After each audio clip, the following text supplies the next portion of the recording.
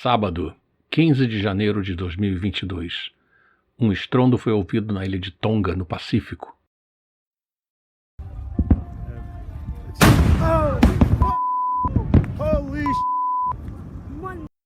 Foi outra erupção do vulcão Runga Tonga Runga Rapai. Este vulcão já havia entrado em erupção antes de 2009 e em 2014, mas desta vez a erupção foi muito violenta e rápida, ela foi explosiva. Ela chamou atenção não apenas pela quantidade de cinzas, tsunami e ondas de pressão que criou, mas principalmente porque foi capturada pelos satélites GOES West e Himawari número 8, dando uma dimensão do seu alcance. Essas imagens são fantásticas. A erupção enviou uma pluma vulcânica em forma de cogumelo para a estratosfera inferior. Visto do espaço, vemos o desenvolvimento da parte superior da pluma. Outras imagens de satélite impressionantes mostram o local antes e depois da erupção, sendo que o vulcão e a maior parte da terra ao seu redor desapareceram, cobertas pelo mar. Esta erupção vulcânica foi realmente impressionante, mas devemos mantê-la em perspectiva. Não é um gatilho para um inverno vulcânico, como alguns especularam.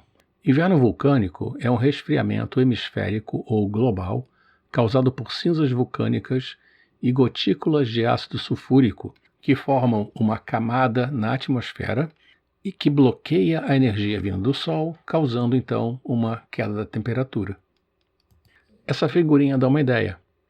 O vulcão lança para a atmosfera cinza vulcânica, dióxido de carbono, CO2, e dióxido de enxofre, o SO2. Na estratosfera, o dióxido de enxofre se combina com um radical, o radical hidroxila, formando então o ácido sulfúrico. E então, dependendo da quantidade, vai se espalhar pela Terra. Agora, voltando para a erupção do vulcão Runga Tonga Runga Rapai. Esta erupção é metade da erupção do Monte Pinatubo, que ocorreu em 1991. A erupção do Monte Pinatubo atingiu uma altura de 35 km, enquanto que a erupção do Tonga Runga atingiu uma altura de 16 km, menos da metade do Pinatubo. O evento Pinatubo causou um resfriamento quase imperceptível da atmosfera por alguns meses.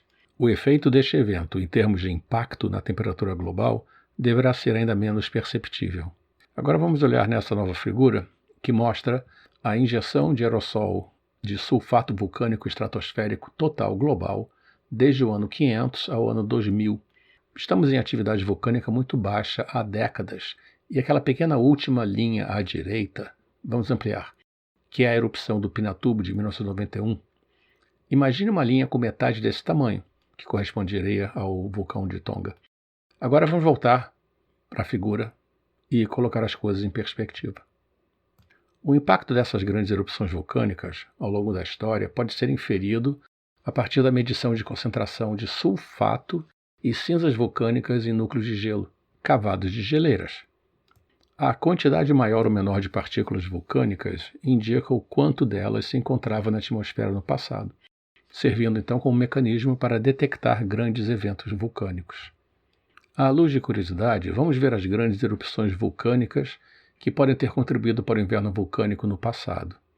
Começamos com o inverno vulcânico do ano 536, com a erupção Tierra Blanca Jovem, na caldeira de Ilopango, em El Salvador.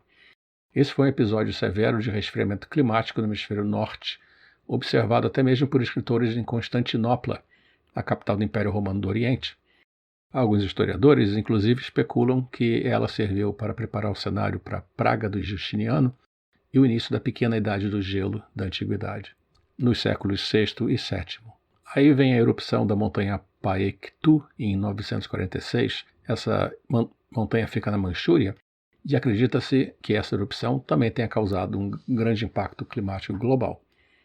No ano 1257, ocorreu a erupção de Samalas, da Indonésia, considerada como uma das maiores erupções do Holoceno, e o Holoceno a gente conta de hoje até 12 mil anos atrás, quando terminou a última Idade do Gelo. Alguns estudiosos afirmam que esse evento ajudou a desencadear a chamada Pequena Idade do Gelo, que afetou principalmente o hemisfério norte por vários séculos, mas uma data exata para o início da Pequena Idade do Gelo é algo ainda controverso.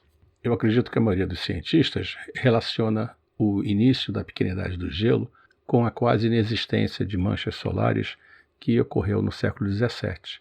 Continuando, existe então esse evento chamado de erupções de Kaharoa, que ocorreram no Monte Taravera, na Nova Zelândia, que muitos associam com a Grande Fome de 1315 e 1317 que ocorreu na Europa, devido a falhas das safras por conta das temperaturas muito baixas.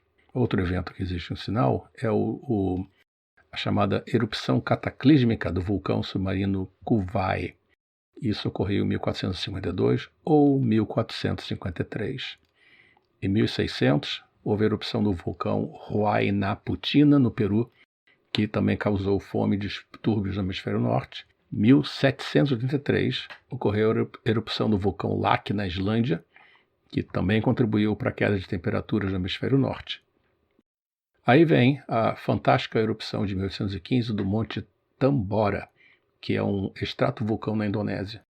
A erupção teve um índice de explosividade vulcânica de 7, que é o mais alto. A erupção foi a maior na história humana registrada e uma das maiores do Holoceno. A erupção levou ao resfriamento global e falhas de colheita em todo o mundo naquilo que veio a ser conhecido como o Ano Sem Verão de 1816. E, claro, não podia faltar Krakatoa, que explodiu no ano de 1883, que também pode ter influído com um pequeno inverno vulcânico.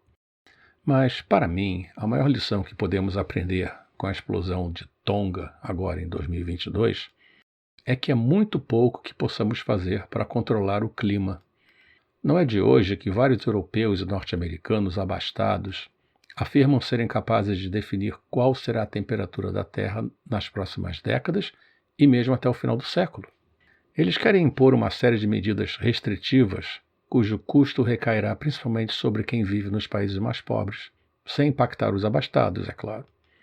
Mas mesmo que as suas teorias estivessem predominantemente corretas, basta um pequeno truque da mãe natureza para destruir a arrogância daqueles que pensam que podem controlar o clima.